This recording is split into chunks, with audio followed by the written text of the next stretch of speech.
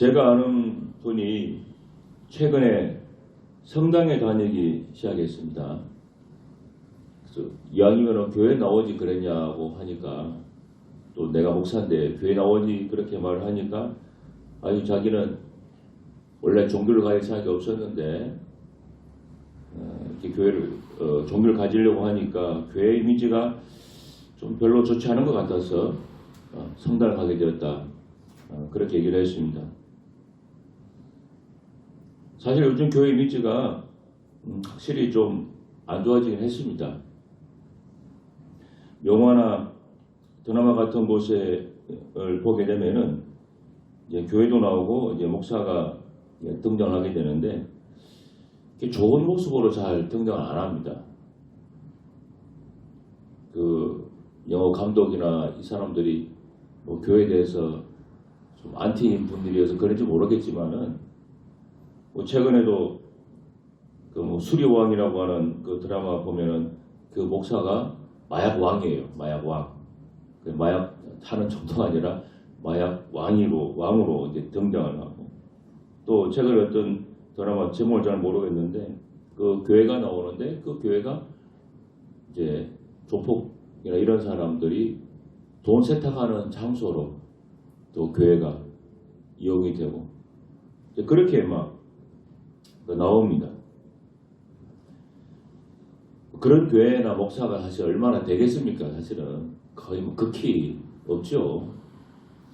그런데 사회적으로 교회 이미지가 좋지가 않으니까 교회나 또 목사가 그런 식으로 사용되는 것이 아닌가, 제가 그런 생각이 듭니다. 제가 어렸을 때만 해도, 그때가 뭐 7, 80년대죠. 교회 가서 좋은 말씀 들으라, 제가 그 얘기를 심심치 않게 제가 들었습니다. 교회 안 다니는 분들한테. 제가 그때 잠깐 교회를 안 다닌 적이 있었는데, 그러면 어른들이 야, 집에서 일요일날 자빠져 놀지 말고 교회 가서 좋은 말씀이라도 들으라, 그 얘기를 제가 꽤 들었었습니다. 그러니까 교회가 인기가 있던 시절이 있었죠. 여러분, 오늘 교회 사명이 여러분 뭐라고 생각하십니까? 이 땅에 곳곳에 교회가 세워진 목적이 무엇이겠습니까? 다 간단합니다. 좀 더 많은 사람들이 예수님 믿도록 하기 위해서 교회가 세워져 있는 거예요. 그래서 시골 총구석에도 교회가 있습니다. 그 사람 열심히 돼야 되니까.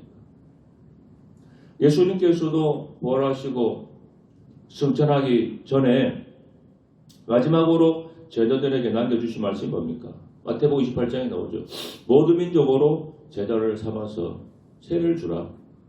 그냥 예수 믿게 하라, 그 얘기 아닙니까?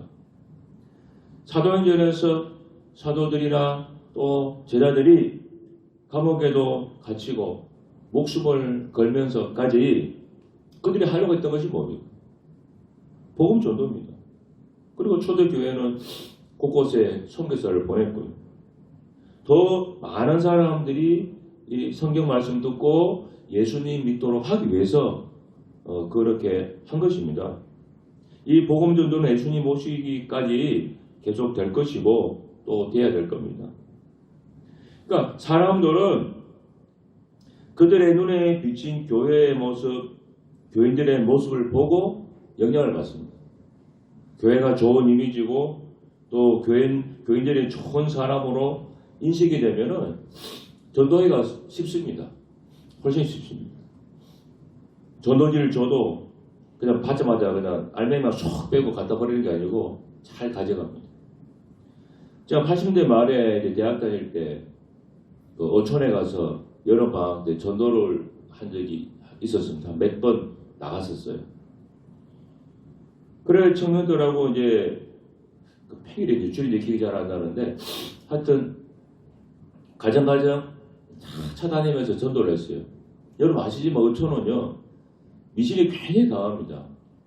왜냐하면 바다에서 무슨 일이 벌어질지 모르기 때문에 바다 나갈 때는 굿도하고 막 용왕제라 그래가지고 그런 것도 드리고, 그래서 어촌은 게 굉장히 강한 곳입니다. 그 집집마다 문을 열고 다 들어가서 그 사람이 있으면은 우리가 교회에서 나왔습니다, 뭐 뭐 전도하러 왔습니다. 그렇게 얘기하고 전도지 주고 막 그렇게 얘기합니다. 그러면요, 내가 교회 뭐 가겠습니다. 그렇게 흔쾌 말하는 사람은 많지는 않았어요. 그래도 저희가 대문을 열고 들어가면은 막 소금 뿌리거나 그런 사람 없고, 어이구 더운데 고생 많이 한다고 얘기하고, 어떤 분은 막 집에 들어와가지고 커피도 주고 고생한다고 그러고 그렇게 말을 하셨어요. 그러니까 이분들이 그들이 원래부터 가지고 있던 종교나 미신 때문에 교회를 받아들이지는 않지만은 그래도 교인들이 막 전도한다 그러면은 거부감을 그렇게 느끼지 않고 다 고생한다고 그랬어요. 제가 울산에 있었는데 울산에서 80년대 말에 백화점에 딱 하나 있었습니다. 주리온 백화점이라고. 서울에는 뭐 백화점이 그때 뭐 많이 있었겠지. 백화점이 울산 시내 주리온 백화점이라고 뭐 지금은 없습니다만 딱 한 개가 있었습니다. 그러면 저희가 주일날 예배 다 낮에 예배 드리면 그때는 저녁 예배가 7시인가 있었거든요. 그럼 12시 예배 드리고 밥 먹고 하면 1시, 2시쯤 끝납니다. 그럼 시간이 한 6시간, 뭐 5시간 남잖아요. 그러면 청년들하고 기타 들고 저기 백화점 앞으로 갑니다. 사람이 제일 많은 시간이니까. 그럼 백화점 앞에서 청년들 뭐 14명이서 한 명이 기타 치고 막 10명, 20명이 백화점 전무님더라고요. 쉽게 말하면 우리 일산에 현대백화점 전문을 딱 사가지고 한 20명 정도가 막 기타 치면서 복음성가 불러요. 막 실로암도 어둠과 막 부르고 예수 믿으세요. 예수 믿으세요. 막 부릅니다. 그러면요. 그리고 옆에 우리 다른 사람 막 전도지 주고 막 그렇게 그렇게 해도 그 지나가는 사람들 중에 욕하는 사람이 없어요. 전도지 다 받아가고 어떤 사람은 아유 교회 다니는 사람들 와가지고 고생한다 그러고 뭐 돈도 찔러주고 하고 예수 믿겠다고 하는 사람도 있고 실제로 예수 믿겠다고 결심해가지고 이름도 듣는 사람도 있고 그랬어요. 근데 지금 오늘날 지금요 한 20명이 백화점 앞에 나가가지고 막 그렇게 기타 쳐 노래 부르면요 경찰 신고도 합니다. 저 이상한 교인들이 막 시끄럽게 한다. 이게 불과 여러분 1988년 89년이니까 몇 년 전입니까? 불과 20몇 년 전 일이에요. 많이 변했죠. 그러니까 그때는 전도가 잘 됐습니다. 교회 이미지가 그렇게 나쁘지 않으니까 전도가 잘 됐어요. 전도가 잘 되니까 당연히 교인들도 많이 늘어나죠. 그래서 교회 다니는 사실 우리 교인이 굉장히 중요합니다. 창세기 26장을 보면은 이삭이 흉년에 들어서 거란이라고 하는 블레셋 땅으로 갑니다. 거기 그때 왕이 그 블레셋 왕이 그 아비멜렉이라고 하는 왕입니다. 창세기 26장 12, 13절을 보면은 그 땅에서 농사해서 그 해에 100배나 얻었다고 했습니다. 여호와께서 복을 주셔서 거부가 되었다고 했습니다. 그러니까 흉년에 들었던 그 해에 농사를 지어서 100배가 된 거예요. 아주 기적적인 일이죠. 정말 기적 같은 일입니다. 그러니까 이런 일이 벌어지니까 그 블레셋 왕 그 아비멜렉이 이삭을 찾아와서 이렇게 말합니다. 창세기 26장 18절입니다. 그들이 이르되 여호와께서 너와 함께 계심을 우리가 분명히 보았으므로 우리의 사이 곧 우리와 너 사이에 맹세하여 너와 계약을 맺으리라 말하노라. 세 번역으로 제가 읽어드릴 테니까 들어보세요. 우리는 주님께서 당신과 함께 계심을 똑똑히 보았습니다. 그래서 우리는 우리와 당신 사이에 평화 조약을 맺어야 하겠다고 생각합니다. 이제 우리와 당신 사이에 언약을 맺읍시다. 이렇게 얘기해요. 여러분 이삭이 아비멜렉 왕에게 직접적으로 하나님 믿어라 뭐 전하진 않았지만은 아비멜렉은 이삭이라고 하는 사람을 통해서 하나님을 본 거죠. 하나님이 함께 하시는 본 거예요. 이삭이 믿는 하나님이 이삭에게 복 주신 것을 본 겁니다. 그래서 내가 너하고 좀 친하게 지내고 싶다. 그렇게 찾아온 겁니다. 이 사람 보니까 뭔가 하는 일마다 다 잘 돼. 그래서 이 사람 옆에 있으면 콩고물이라도 떨어지겠다 싶으니까 찾아온 겁니다. 우리 모두가 이삭같이 이렇게 복받는 사람이 돼야 돼요. 그러면 전도가 돼요. 창세기 39장에 애굽의 노예로 팔린 요셉이 나옵니다. 창세기 39장 3절 말씀 보면은 그의 주인이 여호와께서 그와 함께 하심을 보며 또 여호와께서 그의 범사에 형통하게 하심을 보았더라. 세 번역으로 한번 더 읽어드릴게요. 그 주인은 주님께서 요셉과 함께 계시며 요셉이 하는 일마다 잘 되도록 주님이 돌보신다는 것을 알았다. 이렇게. 여러분 애굽, 지금 이집트죠. 여러분 애굽은 어떤 나라입니까? 애굽은 뭐 생각납니까? 피라미드, 스핑크스 생각나고 우리 영화 같은 데 보면은 옛날에 그 영화 제목이 뭔지 모르겠는데 미라인가? 보면은 막 어떻습니까? 죽은 왕이 바로 왕이 막 살아가 귀신 돼가지고 사람 다 잡아 죽이고 막 그러잖아요. 막 옆에 보면 막 우상이 있고 막 얼마나 많습니다. 애굽은요 우상나라, 우상나라. 제가 신학 다닐 때 인도에 간 적이 있습니다. 선교 단기 선교 여행으로 처음 가봤는데, 야, 제가 인도 깜짝 놀랐습니다. 인도는요 그 우상나라거든요. 하여튼 모든 게 다 우상이야. 쥐 생기는 우상, 뱀 생기는 우상, 곤충 생기는 우상. 그래 캘커타나 이런 데 가보니까 지금 모르겠습니다만 그때 그냥 가는 길목길목마다 재단이 있어가지고요. 막 짐승 잡아가 죽이고 피가 흘러 흔적이 그대로 남아있어요. 그 도시, 큰 도시 안에. 그리고 막 온 사방에 사원들이 있어가지고 그 향도 그 사원의 향이죠. 향 큰 정말 진동을 하고 아니 그냥 곳곳에 그냥 귀신 천지예요. 그냥. 애굽이 그랬어요. 우상나라입니다. 우상나라. 근데 요셉의 주인이 누구냐? 바로의 신하, 친위대장 보디발입니다. 친위대장은 뭐 지금 따지면 경호대장입니다. 경호대장. 그러니까 당연히 우상 믿는 대장이겠죠. 그 요셉이 노예인데 주인한테 하나님 믿어라, 하나님 어쩌고 얘기했겠냐고요. 노예는 주인하고 이렇게 자기 스스로 말 꺼내가 말 섞을 준 사람이 아닌데. 그런데 이 주인도 요셉을 보니까 하나님이 함께하면서 이 노예한테 막 복 주시는 것을 자기 눈으로 볼 정도로 그게 드러나는. 그러니까 하나님이 요셉에게 얼마나 눈에 띌 정도로 복을 주셨으면 하나님 한자도 싫어하는 사람이 야 이거 하나님 보니까 하나님이 함께하는 사람인 것 같다. 그 얘기를 스스로 하겠냐고. 1983년 7월 10일부터 10일 동안 네덜란드에서 국제 전도대회가 있었다 그래요. 거기서 빌리그람 목사님이 말하기를 전도는 기술이 아니라 삶이다 그랬습니다. 그래서 전도는 기술이나 훈련보다는 변화된 사람들의 삶이다. 그래 지적했어요. 그러니까 이삭이나 요셉 이 사람들은요. 그들의 삶을 통해서 하나님이 그냥 전해진 겁니다. 우리는 이 세상을 살면서 도덕적으로 완벽한 삶을 살 수 없습니다. 때로는 잘못된 일을 할 수 있어요. 이삭도 그랬고 요셉도 실수가 있었습니다. 이걸 인정하지 않는 사람은 없어요. 이런 인간은 불완전하기 때문에 완전하신 하나님이 필요합니다. 그리고 누구라도 하나님 복 주시고 하나님이 함께하는 그런 사람 될 수 있어요. 이삭이나 요셉처럼 그런 사람 될 수 있어요. 이런 사람 되면 1차적으로는 자신에게 가장 좋은 일이고 그 다음으로는 다른 사람들에게 좋은 영향을 미칠 수가 있게 되는 거예요. 내려놓음이라고 하는 책에 이런 글이 나옵니다. 우리가 하나님의 부르심을 받는다는 것은 복 많은 곳으로 간다는 것이 아니다. 복의 통로가 되라는 것이다. 그래서 복 없는 땅으로 가서 하나님으로부터 흘러나오는 복을 나누라는 것이다. 그러니까 복의 통로가 되라는 게 우리가. 이삭의 요셉처럼 그러니까 복의 통로, 복의 근원이 되라는 거예요.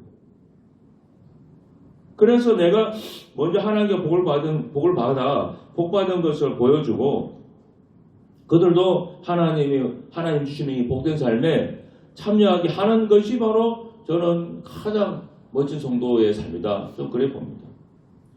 여러분 오늘 본문이 뭡니까? 내년 2024년 교회 표 말씀이에요. 이제 형통하게 하소서. 제가 이제 성경 10편 읽다 보니까 118, 18 이 말씀 구절이 딱 있더라고요. 그래서 한 2달 전입니다.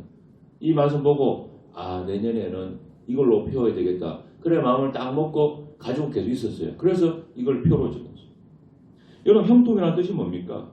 모든 일이 뜻과 같이 잘 되어간다. 그런 뜻이에요. 모든 일이 내년에는 그냥 뜻하는 대로 잘 됐으면 좋겠다. 제가 그런 마음으로 이걸 표로 정한 거예요. 어떻게 하면 우리도 이삭처럼 요셉처럼 하나님께 복받고 평등한 사람 될 수 있을까? 여러 가지 있겠지만은 오늘 말씀의 근감은 딱 한 가지입니다. 그냥 오늘 말씀처럼 주님께 형통하게 해주십시오. 이렇게 기도하는 거예요. 주여 형통하게 하소서. 주여 복내를 주소서. 오늘 이 구절 말씀 그대로잖아요. 역대하 26장 3절 5절 말씀입니다. 우시아가 왕이 오를 때에 나이가 16세라 예루살렘에서 52년간 다스리니라. 하나님의 묵시를 밝히 하는 스가랴가 사는 날에 하나님을 찾았고 그가 여호와를 찾는 동안에는 하나님이 형통하게 하셨다. 그러니까 하나님 찾는 동안에는 형통하게 했더라. 우시아가 52년 동안 왕에 있었습니다. 그런데 52년 동안 왕인 동안 다 형통한 게 아니고 하나님 찾는 동안에만 형통했더라. 하나님 찾는 동안에만 하나님을 잘 됐더라. 그렇게 얘기하고 있습니다. 이게 진리입니다. 하나님 찾았다는 게 뭡니까? 찾는 거 간단하죠. 그냥 기도하는 거 하나님. 구하라 찾아라 두드리라. 마태복음 7장 7절에 나오잖아요. 같은 말씀이에요. 성경에도 찾으라고 하는 것은 구하라는 말씀이고 두드리라고 하는 말씀은 구하라는 말씀이에요. 하나님 기도하라. 하나님 의지하고 하나님 믿고 따르라. 그 말씀이에요. 그렇게 하면은 주님이 형통하게 해주신다는 거예요. 주님이 우리 기도를 들으십니다. 시편 116편 말씀처럼 여호와께서 내 음성과 내 간구를 들으신다고 그랬어요. 부모는 자녀의 음성에 귀를 기울입니다. 그래서 부르면 다 달려옵니다. 그래서 부모예요. 부모. 뭐 자식이 부르는데 들은 채 만취하고 달려오지 않는다. 그거는 부모가 아니고 지나가는 사람이에요. 그냥. 아니 지나가는 사람도 그렇게 부르면 여러분 듣습니다. 구원받은 정도는 누구든지 하나님의 축복 약속을 받았습니다. 그런데 그 약속이 실현된 사람과 아직 하늘에 있는 사람이 있습니다. 기도가 그 둘을 나눈다 그러잖아요. 신자의 삶의 승부는 기도에 달려있다고 해도 과언이 아니다. 그러지 않습니까? 서아프리카 국경지대에 모든 부족이 예수 믿는 그런 작은 마을이 있었다고 합니다. 그냥 토당으로 지은 교회에는 남는 방이 없어서 마을 사람들이 숲속에 조용히 기도할 수 있는 작은 집을 하나 만들어 놓았다고 합니다. 그러니까 사람들이 얼마나 그 기도하러 많이 다녔는지 그 오솔길에 그냥 풀이 많은데 숲이 그냥 길이 그냥 아주 만들어졌다고 그래요. 잡초들이 다 죽어버리고. 그런데 기도를 소홀히 하면은 금세 잡초가 자라서 길이 사라졌습니다. 그래서 마을 사람들은 기도의 오두막으로 가는 길에 잡초가 자랄 때와 또 길이 선명할 때 자신들의 삶이 다르다는 것을 깨달았습니다. 길에 잡초가 자라려고 하면은 의식적으로 더 자주 기도하러 갔습니다. 누군가의 얼굴에 근심이 보이면은 이렇게 얘기한다고 합니다. 형제여, 기도의 오솔길에 잡초가 자라고 있는 것 같군요. 그래 말이에요. 기도하러 왔다 갔다 안 하니까 네 얼굴에 근심이 있는 거다. 그 얘기예요. 참 의미가 있습니다. 여러분 우리 삶에 왜 근심이 자꾸 늘어나고 왜 일이 잘 안 풀릴까? 뭐 이유가 찾으려면 많이 있겠지만은 저는 이 원주민들 말이 참 와닿습니다. 기도의 오솔길에 잡초가 자라고 있잖아요. 우리가 기도하는 것이 좀 줄지 않았는가? 아니 하지도 않지 않는가? 오늘의 삶은 어제의 기도가 맺은 결과다라는 말이 있습니다. 기도하면 하나님이 들으시면 하나님이 일하세요. 기도할 때 한음을 열고 한음을 열리면은 땅의 일은 그냥 풀립니다. 다른 거 하지 않고 기도만 한다고 내 삶이 만사형통하는 거 아니에요. 내가 할 일을 해야 되겠죠. 근데 이런 반대로 그 기도만 하면 되느냐? 정말 여러분 기도만 하면 되는 일이 많아요. 그런데 이 얘기를 듣고 실제로 기도에 옮긴 사람은 극소수입니다, 여러분. 그러니까 기도만 해도 되는 거예요. 정말 여러분 많지 않습니다. 꼭 핑계 대죠, 이 사람은. 에이, 기도만 한다고 다 되냐? 그렇게 말하는 사람은 기도 안 하는 사람들이에요. 정말입니다. 기도하는 사람들은 어떻게 얘기하는지 아십니까? 기도만 해도 됩니다. 그게 꼭 해요. 근데 꼭 기도 안 하는 사람들은 핑계가 많아. 에이, 기도만 한다고 되냐 이렇게 해요. 그 사람은 기도 안 하는 사람들. 모든 일의 출발과 마침은 기도였습니다. 여러분이 형통하기 원하고 복받기 원하시면 기도부터 시작하셔야 됩니다. 그러면 길이 열리고 어둡고 막막히 하던 삶이 밝아지고 희망이 생겨요. 내가 무엇을 하면 되는지 알게 됩니다. 내가 어디로 가면 되는지 알게 돼요. 기도하는 중에 하나님이 가르쳐주고 그걸 하면 형통하니까. 기도하는 중에 하나님의 길을 알려주니까 그 길을 가면 되는 거예요. 하나님의 답지를 다 가지고 있어요. 여러분 생각해 보세요. 만약 시험 치러 온 학생이 정답을 알고 내가 시험 치러 간다고 생각해 보세요. 그럼 돌대리가 아닌 이상은 그 사람 걔는 100점이에요. 정답을 아니까. 우리는 앞으로 인생이 무슨 일이 어떻게 될지 아무도 모릅니다. 무슨 일 할지 아무도 몰라요. 그런데 딱 한 분은 알아요. 하나님은 알고 있어요. 하나님은 내일 일도 하시고 10년 뒤에 100년 뒤에 일도 하고 계세요. 하나님은 모든 일에 답지를 가지고 계세요. 그래서 우리는 기도해야 돼요. 하나님께 기도해서 필요한 것을 받아내야 돼요. 기도해서 하나님으로부터 답지를 받아와야 돼요. 그 답지를 가지고 우리가 살아가야 됩니다. 그럼 하나님은 친절하게도 기도해서 받으라고 말씀까지 해주고 있잖아요. 야, 내가 기도해서 나한테 답지를 받아가라고 얘기해주고 있잖아요. 내가 답지 가지고 있으니까 와서 받아가라고 하잖아요. 그래서 기도만 하면 되는 거예요. 기도만 하면. 그게 첫 출발입니다. 기도만 하면 내가 뭘 하면 되겠다, 어떻게 하면 되겠다, 결심도 서고 목표도 생기고 길도 보이고 의욕도 생기고 또 때로 하나님이 내가 잘 못하면 사람도 붙여주시고 막 그렇게 되는 거예요. 그래서 자꾸 기도하라 얘기를 하는 겁니다. 여러분. 10년 뒤 20년 뒤에 후회하지 말고 지금 기도하셔야 돼요. 지금. 제가 지금까지 예수님 믿은 게 몇 년입니까? 여러분? 50년이 다 돼갑니다. 자, 목사한 지가 지금 제가 1997년부터 했으니까 몇 년입니까, 여러분? 20년이 훌쩍 넘었어요. 30년이 다 됐습니다. 자, 그때나 저기면 똑같이 하는 얘기 그거예요. 기도만 하면 된다. 그 얘기 똑같이 하고 있습니다. 30년 동안 제가 봐왔고 경험한 거예요. 저도 물론 많이 실천 못한 부분이 있지만 그런데 제가 뭐가 정답인지는 제가 알고 있잖아요. 목사니까 정답을 알고 있잖아요. 실천하고 안 하고 그건 둘째 문제고. 그걸 제가 여러분에게 알려드리는 거예요. 기도해야 된다는 거. 이번에 설교 준비하면서 김진호 목사님 이제 간증을 다시 한번 제가 보았습니다. 이번에 오래전 책에서 읽은 내용이기도 한데 이번에 1970년대에 청계천에서 빈민들 대상으로 처음 이제 목회를 시작하신 분. 1974년 그때 1월 17일 군사 독재 시절인데 요즘 서울에 가면 유행이라면서요. 그 박정희 대통령 시절 60만일 때 구속이 됐어요. 대공하다. 그때부터 2달간 중앙정보부 지금 이제 국정원 같은 곳이죠. 그 조사를 받고 15년형을 군사재판에서 받습니다. 15년 딱 떨어졌어요. 그래서 15년 살게 되는 줄 알고 수원교도소에 수감이 됐습니다. 수감이 된 지 한 1년쯤 됐을 때 일이라고 그래요. 청계천 판자촌의 그 활빈교회, 이제 그분이 목회하던 교회 집사님 6명이 수원교도소에 면회를 왔습니다. 보통은 면할 때 2사람만 된다 그래요. 근데 그때는 특별 면회가 허락돼서 교도관실에서 6명이 같이 만나게 됐는데 그때가 1월 6일이었다고 합니다.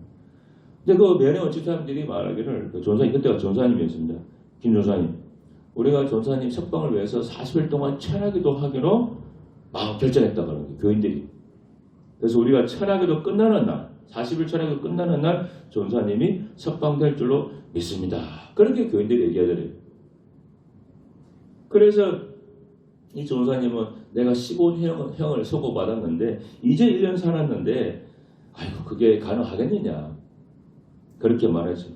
그러니까 전사님 한 분이 말하기를 아이고 전사님 사도행전에 보니까 베드로가 감옥 갇혔을 때 집에서 모여 기도하니까 옥문이 열리지 않았습니까? 지금도 그런 역사가 일어날 줄로 믿습니다. 그렇게 하더랍니다.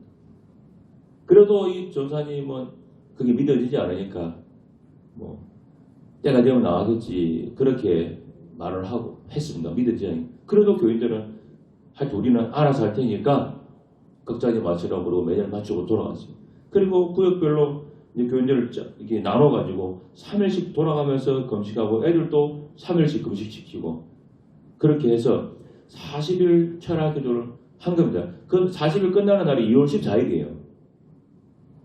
근데 이 모조사님은 될 거라고 생각도 안 하고 아예 까맣게 잊고 있었습니다. 그 설마 되겠냐. 그러니까 교인들이 기도한다는 얘기도 있고 그냥 그 교도도 생활을 하고 있었습니다. 그런데 2월 15일 날 아침에 교도관이 이 목사님을 찾아와서 73번 오늘 집에 가게 되었습니다. 그러더래요. 74번이 이제 죄수 수임번호, 죄수번호입니다. 자기가 아직 14년이나 남았는데 그는 갑자기 와가지고 오늘 집에 가게 되었으니까 짐 다 싸라는 거예요. 그래서 짐을 꾸려서 나가보니까 수험 교도소 정문을 확 열고 가니까요. 교인들이 버스 2대 더 내려가지고 벌써 와서 기다리고 있는 거예요. 할렐루야 우리 목자님 오셨다. 현수막 하나 딱 걸고 막 꽃다발 주고 박수를 치면서 두 줄로 서서 기다리고 있더라는 것입니다. 그 40일 금식 기도 끝난 그 다음 날이에요. 그래서 이 전사님이 거기서 너무 감동해서 무릎을 꿇고 울면서 하나님께 감사하고 기도했다는 그 간증이 있습니다. 여러분 사람으로서는 생각할 수 없는 역사를 하나님은 해주시는 거예요. 여러분 이삭이나 요셉 보십시오. 정말 그 사람들의 일생을 보면은 야 이게 여러분 가능합니까 여러분 이게? 이삭이 흉년이 들어서 농사가 제대로 되게만 해도 다행인 때에 농사에서 100배가 여러분 되고 요셉은 노예로 갔는데 총리가 되고 야, 이게 가능한 일입니까? 저는 불가능하다고 생각해요. 불가능하다고. 그런데 하나님께서 복을 주시겠다고 아예 탁 작정을 하니까 안 되는 게 없잖아요. 여러분 저도 복 받고 있습니다. 저도 잘 되고 싶어요. 여러분도 마찬가지라고 생각하면 여러분도 복 받고 싶지 않습니까? 여러분도 형통하기 원하지 않습니까? 여러분도 그렇고 여러분 자녀, 여러분 가족 다 잘 되기 원하지 않았어요? 그냥 내년에도 올해처럼 이렇게 똑같이 살면 좋겠어요? 내년에는 좀 나아져야 되지 않겠습니까? 그거 어떻게 해야 되겠어요? 제가 지금 답지를 일러드리잖아요.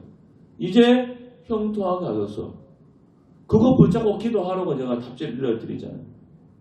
여러분이 하나님 복 받고 싶은 그 복을 끌어안고 하나님께 계속 기도해 보시라는 거죠.